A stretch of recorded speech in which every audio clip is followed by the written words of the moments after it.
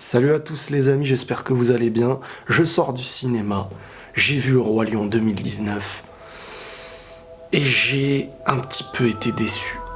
Ouais.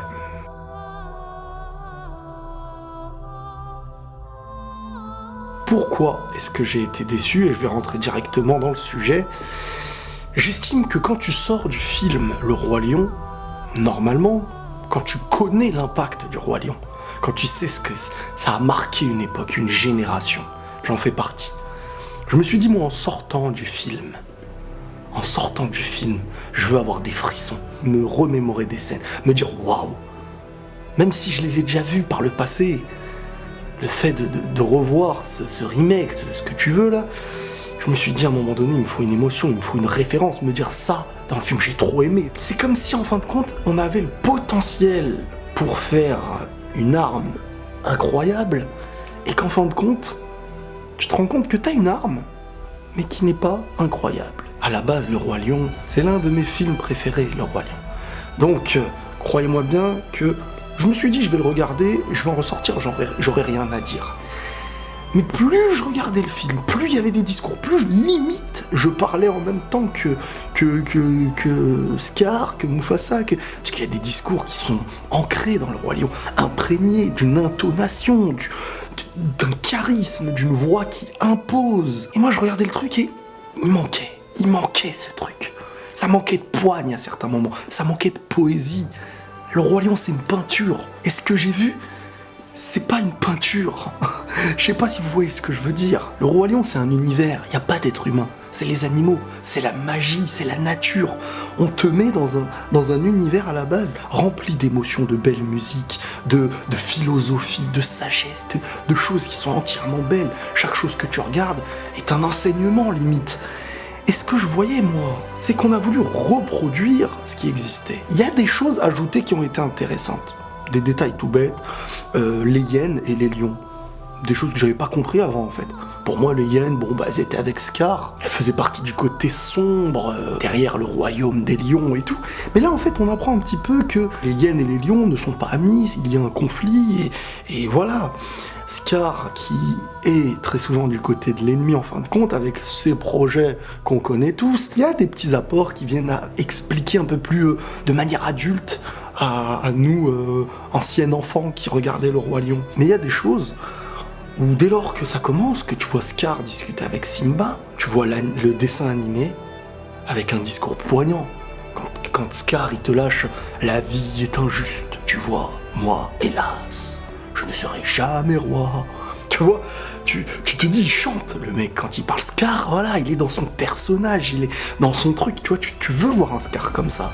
Il est pas mauvais le Scar qu'on voit, mais tu vois que dans les dialogues, alors je sais pas dans la version anglaise ce que c'est, j'ai un ami qui a été voir la version anglaise, il a pas été entièrement fan non plus, mais dans la version française, nous qui avons grandi avec l'ancienne, quand je voyais Scar parler, il te parle normal, il n'y a pas la grandeur de Scar, il a un certain charisme, mais très très loin des discours qu'il pouvait y avoir à l'époque. Je trouve qu'il n'y a pas assez d'espace dans les discours. Il n'y a pas le moment de silence qui permet de prendre une pause et de bien reprendre une phrase pour amener une belle intonation. L'intonation aussi, elle y est pas. Je sais que là, ça fait grave le mec relou, mais je vous jure qu'à la base, je comptais même pas faire de débrief. Je me suis dit, je vais aller voir ça, ça va me plaire, c'est tranquille. Ça m'a plu par la nostalgie, mais moi, je voulais que ça me plaise par la nostalgie et par l'émotion. Et il y avait... Si dans Le Roi Lion, tu ne touches pas de fou celui qui regarde, dans quoi tu peux le faire ? Il y a trop de choses à donner. Donc je vous ai dit, dès le début, tu vois Scar avec un discours qui n'est pas digne de celui d'avant, qui n'a pas la même poigne. Zazu, il joue bien. Le Zazu est très bien représenté par contre. Voilà, il est dans son rôle de majordome ou j'en sais rien, mais il est dans son rôle.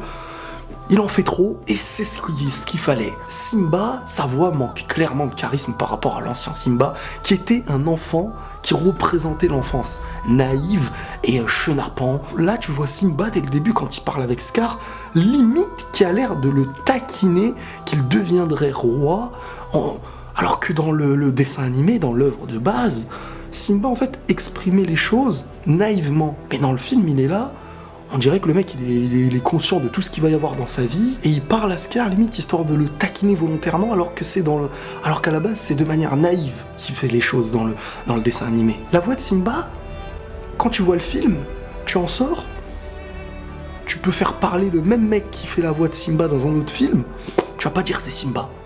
Et le Roi Lion, ça doit être unique.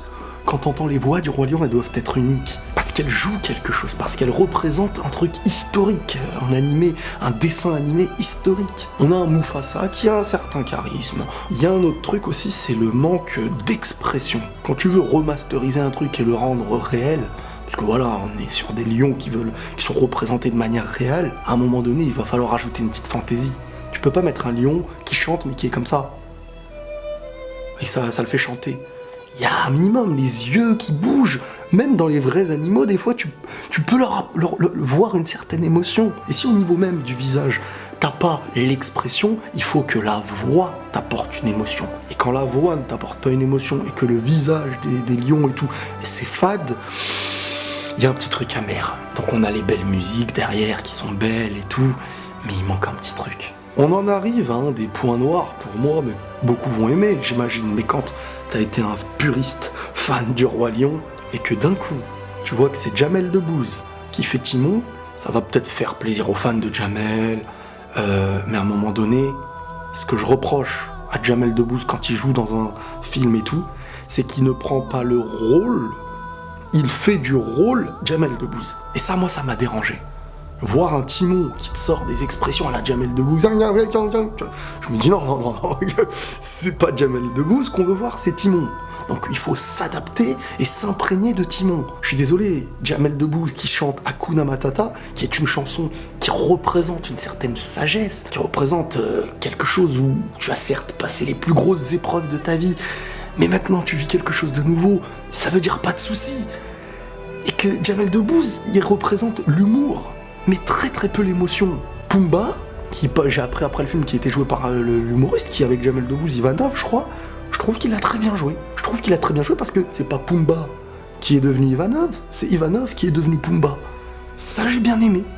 Limite, on dirait que c'était l'ancien. Mais Timon, j'ai pas senti l'ancien. J'ai pas senti Timon. Moi, j'ai senti Jamel Debbouze tout au long du film. Et pour moi, Jamel Debbouze, il est mieux dans un film où on a besoin du nom Jamel Debbouze. Le Roi Lion, on n'a pas besoin. Le Roi Lion, il nous faut ce qui nous fait remémorer le Roi Lion.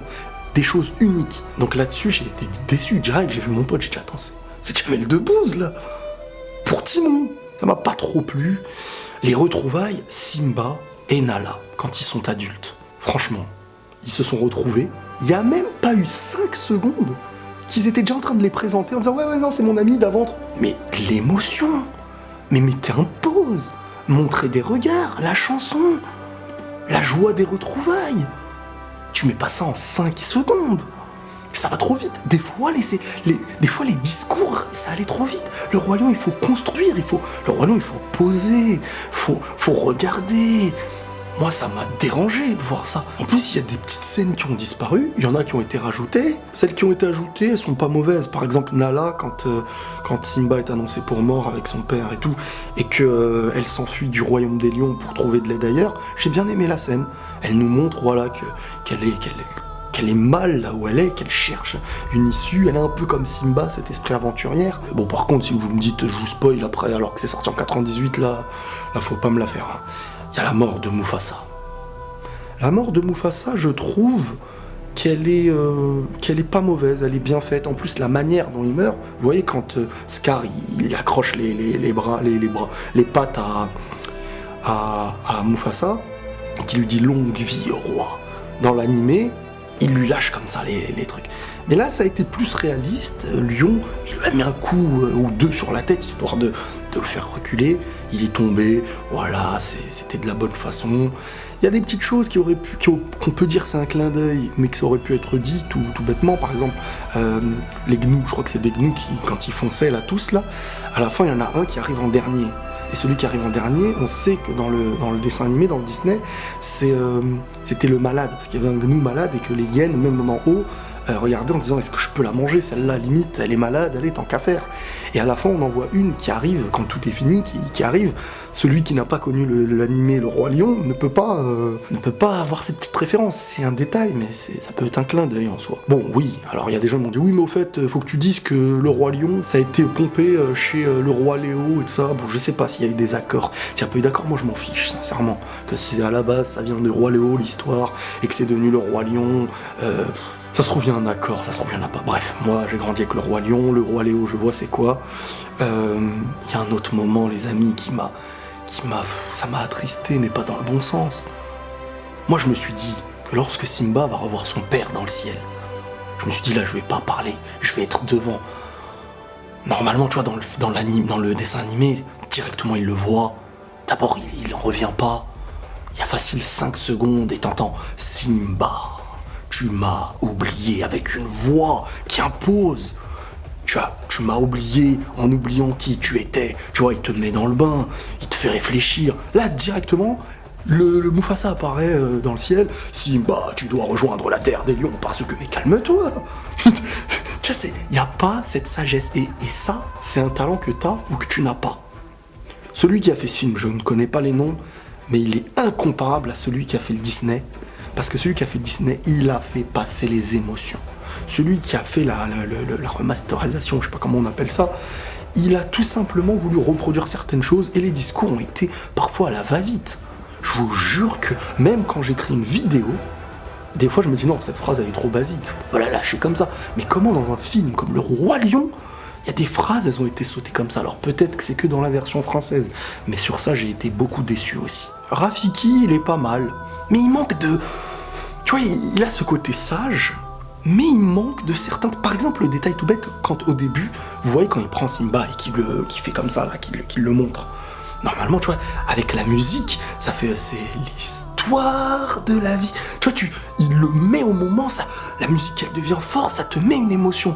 Là, le truc, c'est l'histoire de... Tu vois, il le montre, on dirait, il est malade. Tu vois, ils savent pas toucher en termes d'émotion comme le vrai Roi Lion a touché. Il y a trop de détails comme ça que normalement, on te met des vraies émotions, des vrais frissons. Parfois, j'essayais de moi-même attirer cette émotion en regardant, en essayant d'être concentré, en regardant. Et ça manquait tout ça, les expressions. Quand Simba il grandit là, pendant Hakuna Matata, là, quand il passe, derrière il y a la fontaine et tout, tu les vois dans Le Roi Lion, le dessin animé, ils bougent la tête. Tu vois, quand ils sont ensemble, ils chantent leur... Parce que si vous voulez faire le réalisme, bah retirez Hakuna Matata. Ou bien si vous gardez Hakuna Matata, ce qui est normal si vous refaites Le Roi Lion, faites-les dans l'ambiance de la chanson, mettez-les dans le rythme, ça apportait... Là, quand tu voyais ce qui était beau, c'était l'arrière-plan. Alors qu'avant, ce qui était beau, c'était l'addition du premier plan de Simba qui grandit, qui a l'air de... Tu sens que ça y est, il est devenu grand et tout. La chanson, elle était belle parce que Simba, il avait une belle voix, mais quand ils avançaient et que tu le voyais grandir, ils avançaient tranquilles, tu vois. Alors que normalement, ils étaient dans le rythme de la chanson, ça te faisait... ça donnait une émotion. Là, il y avait une petite émotion, mais elle n'était pas digne de celle d'avant. Et ça, c'est dommage. C'est des moments clés qu'il faut travailler pour ne pas les rater, normalement. Et le dernier combat de Simba contre Scar, à un moment, le discours de Simba contre Scar, quand, par exemple, Simba dit dis-le », tu vois Scar qui... J'ai tué ton père, avec une voix qui éveille, et ça y est, tout le monde. Donc c'était lui en fait et tout. Simba, quand il lui parle, il lui disait dis-le, tu vois, avec une voix de. Il y avait une dramaturgie, ou je sais pas comment on dit. Il y avait quelque chose. Les voix nous montraient vraiment les moments dramatiques, les moments joyeux. Là, Simba, la manière dont il parlait dans les dernières séquences de combat, je suis désolé, il n'y avait pas une intonation qui représentait le danger, le combat, le drame. Normalement, il y a des moments où tu recules quand tu regardes, ou des moments où tu es attentif. Et ils ont, pour moi, raté le coche de l'émotion. Heureusement, et je vous dis bien heureusement, qu'il y avait les musiques et les beaux décors. Parce qu'il y a des moments où normalement, tu peux pas, tu dois t'attendre à le Roi Lion, purée. Là, on parle du Roi Lion. Tout doit être concordé, tout doit être fait à la perfection. Donc il y a des bonnes choses. C'est pas un mauvais moment que j'ai passé à voir le film, bien entendu. Mais c'est dommage. Il y a des choses où c'est vraiment dommage parce que le Roi Lion, c'est les émotions. Et il y a beaucoup de choses qui n'ont pas été très émotionnel à mes yeux, alors que ça aurait dû l'être. Il est assez intéressant, même si j'avais entendu ce que je suis en train de dire, j'aurais été le voir parce que c'est le Roi Lion, mais tout est fait à la base. Donc, à partir du moment, les amis, où le scénario, t'as rien presque à ajouter. T'as juste à reproduire avec les nouveaux décors, aller façon réaliste, tu vois, limite des animaux réels en direct, tu vois, ils sont reproduits. Tu vois, le Pumba, c'est pas le Pumba marron du dessin animé, c'est un vrai phacochère. C'est Zazu, c'est pas le Zazu tout lisse et tout, c'est le type d'oiseau qu'il est. Donc c'est parfois, tu dois t'y faire un peu, mais ça c'est normal, ça me dérange pas. Mais ce qui m'a dérangé, c'est quand même le fait de... Le travail est mâché, parce que l'histoire on la connaît, il n'y avait pas beaucoup de choses, mais l'émotion, fallait tuer là-dessus. Les expressions, fallait essayer de faire quelque chose. Parce que soit tu nous fais un reportage animalier, donc il n'y a pas d'expression, mais ça ne parle pas, et même, je vous promets, même sans expression, il y avait moyen de faire quelque chose. Ne serait-ce que par les voix et les intonations. Ça manquait d'art. Je trouve que ça a manqué de manière artistique, les discours manquaient d'une certaine finesse artistique, j'ai envie de dire, alors que le Roi Lion, c'était vraiment des discours... ils s'étaient fait plaisir avant, c'était une poésie quand ils parlaient. Voilà, sinon j'ai bien aimé les hyènes. Les hyènes, elles étaient sympas. Le rapport, en fait, Scar et les hyènes, il était beaucoup plus intéressant dans le film que dans l'animé, parce que dans le dessin animé, Scar avait l'air d'être leur chef qui leur faisait toujours peur et tout, tandis que là, ça ressemblait beaucoup plus à une certaine union avec un intérêt pour chacun. Les hyènes, elles vont pas se gêner de critiquer Scar devant lui, tête à tête s'il faut. Elles estiment qu'elles sont beaucoup et qu'elles peuvent faire quelque chose, tu vois, c'est comme ça que tu le ressens. Donc il y a un intérêt d'avoir Scar à leur côté, mais pour lui, il y a un intérêt d'avoir les hyènes. Et là, on voit plus une alliance que je suis plus fort que vous, vous devez m'écouter. Ça, c'est sympa aussi. Ce truc-là, il a été bien fichu. Mais sinon, je m'attendais quand même à mieux en termes d'émotion. Je suis pas dur, hein, pourtant, en termes d'émotion, mais quand tu me ramènes le Roi Lion, avec un scénario qui est déjà fait depuis 98, qu'il te reste juste à rajouter la fantaisie. Aujourd'hui, t'as de quoi faire. T'as de quoi exploser. Et tu restes un peu sur ta faim là-dessus. Voilà les amis, prenez tous soin de vous.